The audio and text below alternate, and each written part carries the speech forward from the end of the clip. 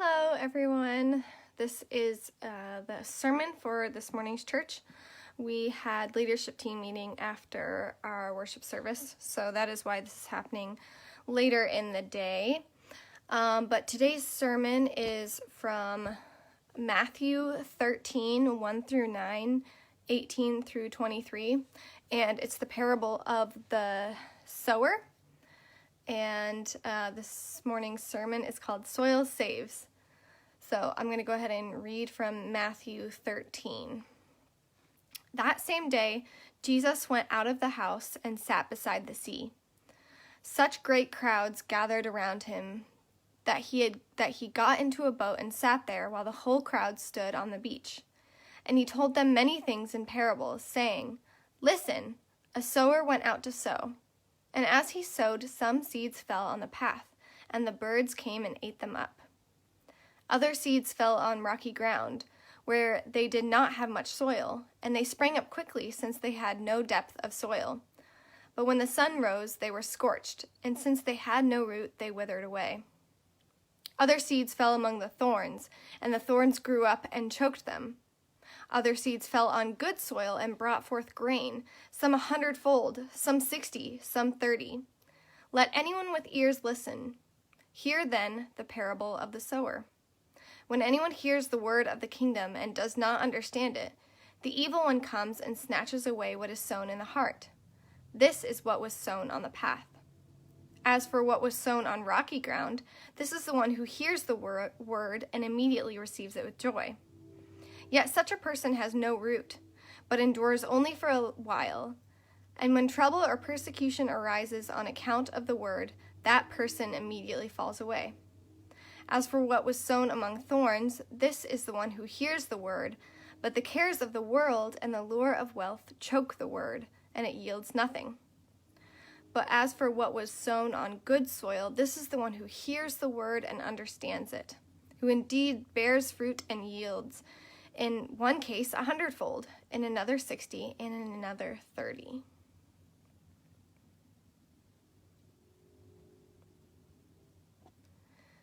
As I have begun to get into plants and gardening, it seems as if my nails perpetually have dirt under them.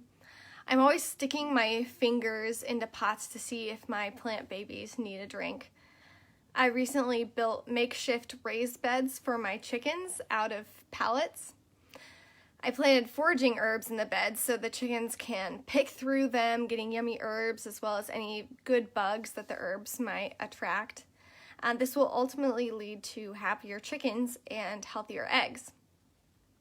Nick and I are also attempting our first garden, so it's safe to say that I have my hands in soil a lot. Because our passage today is about seeds and soils, I thought I would do a little research on soil.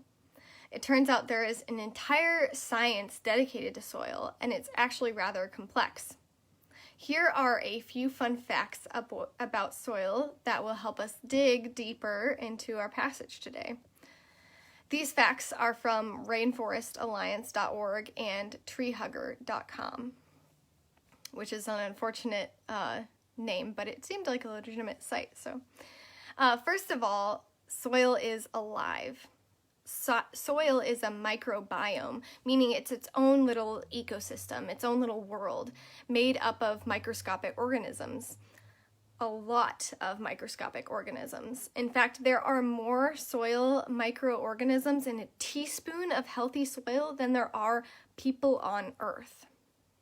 Also, there have been studies done that show that microbiomes may also contain antidepressants. This means that digging your hands into the earth can literally ground you and improve your mood. Since soil is alive, soil can also die. Commercial farming practices can strip the soil, leaving it void of vital nutrients. This is what led to the Dust Bowl of the 1930s. I'm quoting here, "When poor land management led to the degradation of 100 million acres of once fertile grasslands, then winds lifted away more than 75% of topsoil in many areas of the Great Plains. This caused the notorious black blizzards." Unfortunately, despite the Dust Bowl, farmers still rely largely on tillage and chemical fertilizers and pesticides to keep crops alive, which destroys soil ecosystems. Mature ecosystems form slowly, like tens of thousands of years slowly, through the physical, chemical, and biological weathering of bedrock. Practices like regenerative agriculture help to honor this process so the soil isn't stripped. A few more fun facts. Plant roots do more than take up nutrients for the plant. For one, they hold soil in place to combat erosion. Two, the roots give energy gained through photosynthesis back to the soil. So this is kind of like how we sweat. So we drink and we take in water, but we also perspire some of the water back out. Additionally, healthy soil is not always dark brown. Sometimes soil can be beautiful shades of blues and pinks. This color tells a soil scientist how the soil was formed and how water is moving in and around the soil. Finally, tilling releases a lot of soil organic matter into the air as carbon monoxide. Sometimes tilling isn't necessary. Earthworms can act as nature's rototillers. They incorporate compost and pull it down into the soil. Why take up so much time talking about soil? Well, Jesus takes painstaking care in crafting the details in this parable, details that surround seeds and soil and the fruits they do and do not produce. Ironically, Jesus does not talk about soil while standing on the earth, as you might expect. Jesus told this parable while standing on a boat, the Sea of Galilee gently rocking him as he talked. Jesus tells the disciples and great crowds about a sower who went out to sow.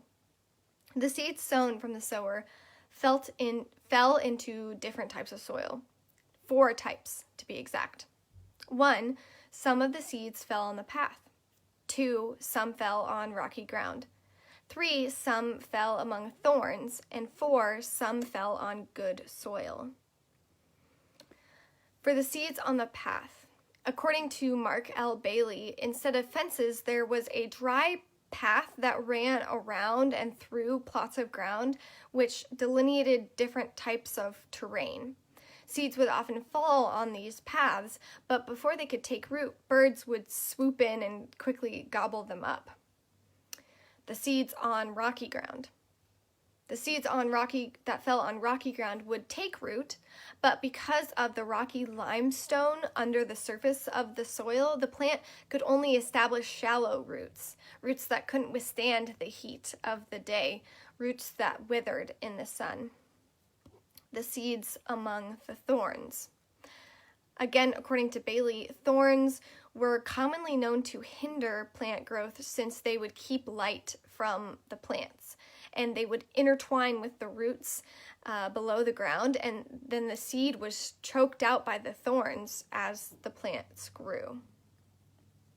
Finally, some seeds fell on good, fertile soil and brought forth varying amounts of grain, of bounty. Something unique about this parable is that Jesus actually explains what it means to an extent.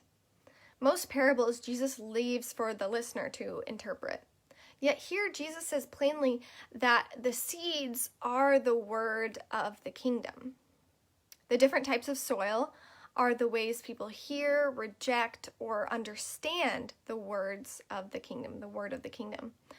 The birds, rocks, and thorns are all possible reasons why someone might misunderstand or reject the gospel, the good news of the reign of God.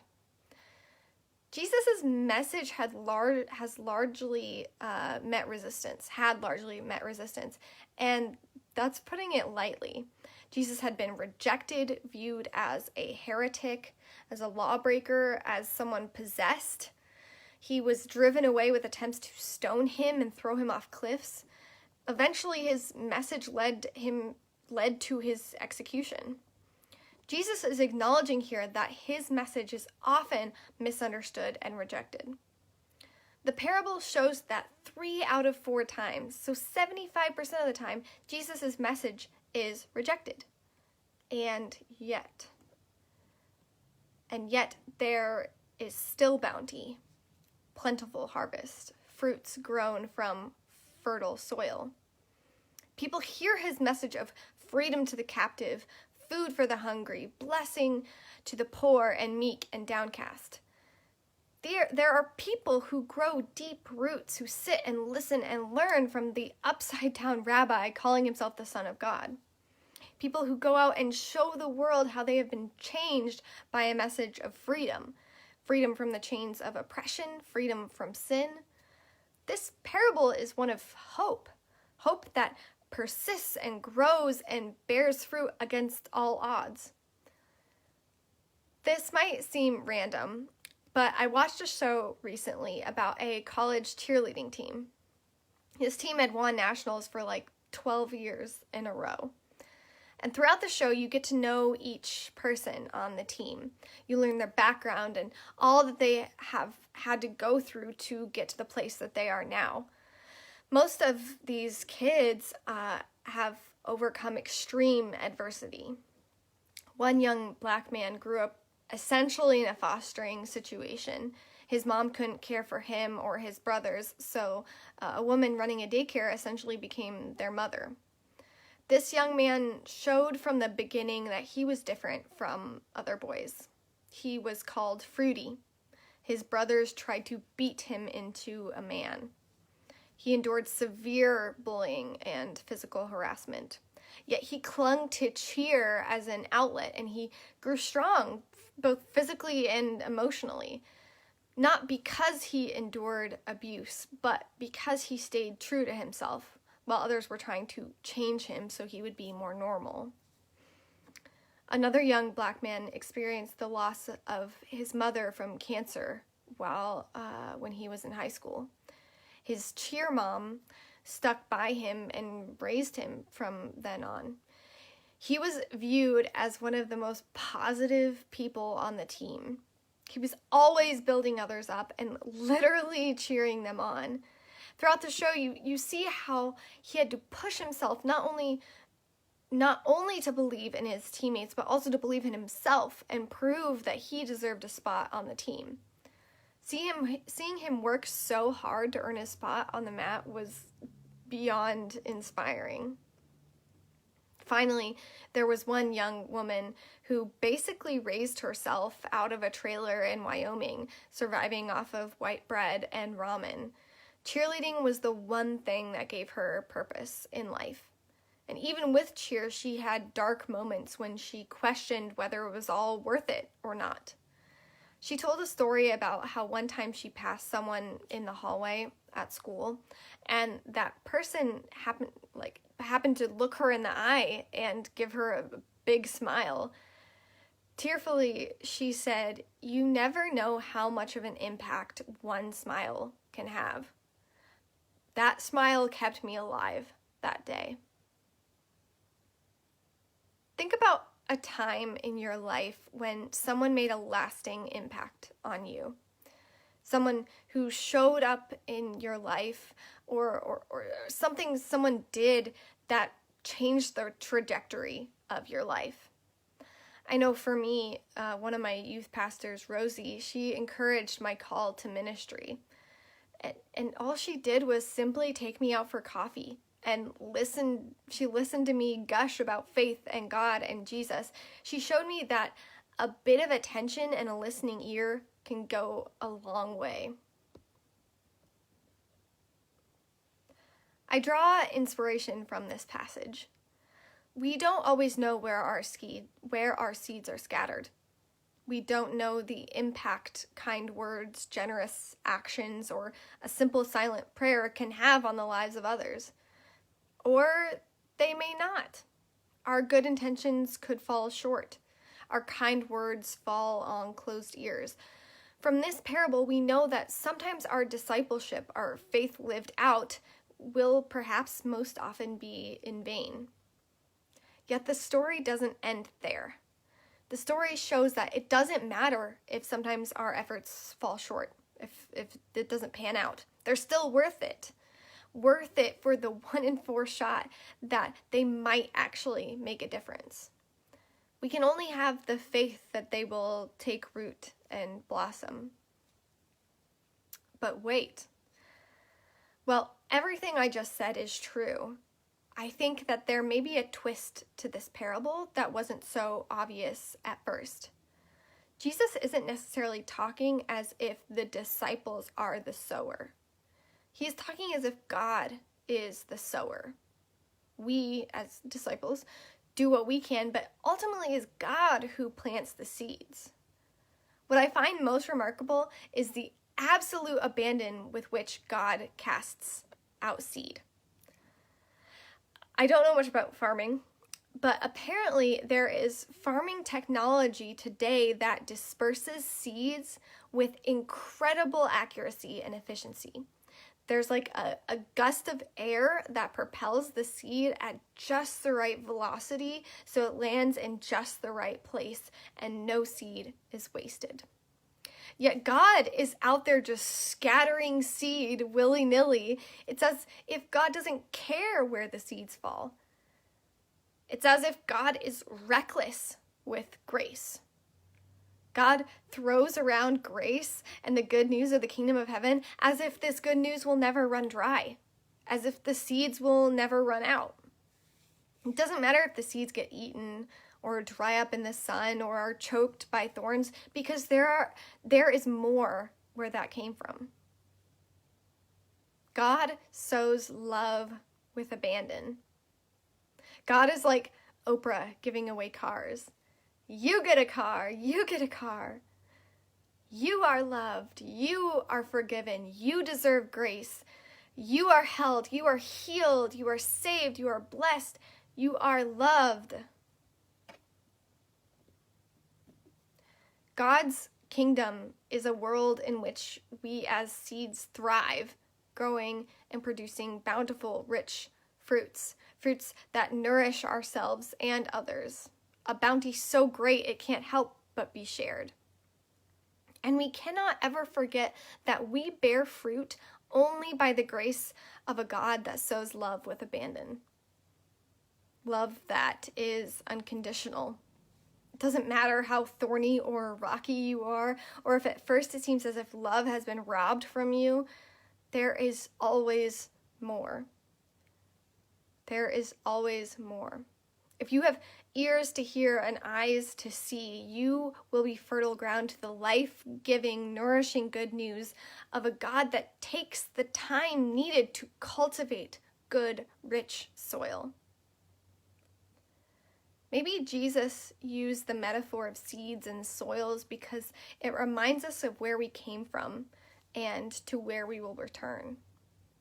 That we come from dust, and to dust we will return. That we are clay, soil, breath, life, and that through death comes new life. Decay, compost, that is food for resurrection. Maybe Jesus wanted to tell his followers, anyone with ears to hear, that to witness the love and care of God, all you have to do is look to the world around you.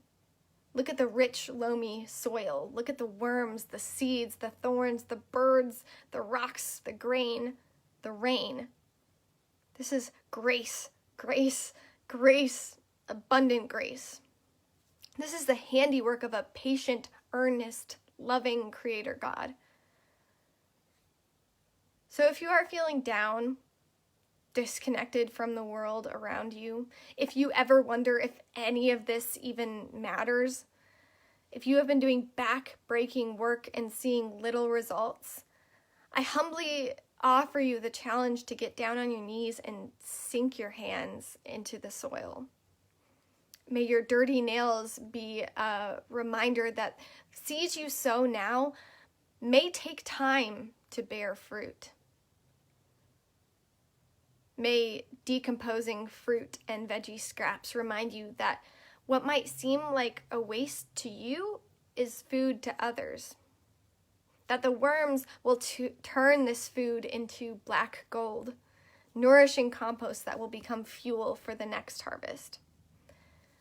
May your sweat be a reminder that hard work pays off, even if it doesn't seem like it at first. May you grow your roots deep, taking up water and nutrients while giving energy to those around you. May the tiny baby buds you see emerge from the ground be a reminder that even as you work hard and sow seeds, that all you do and who you are is entirely wrapped up in grace. Grace that leaves room for mistakes, missteps, for hard ground, for rocks, for thorns. That really all that matters is that you are held and planted by a good God who loves recklessly with abandon, and that there is always more love where that came from. May you have ears to hear and eyes to see, so that you may believe this word of good news. Amen. Receive these words of blessing.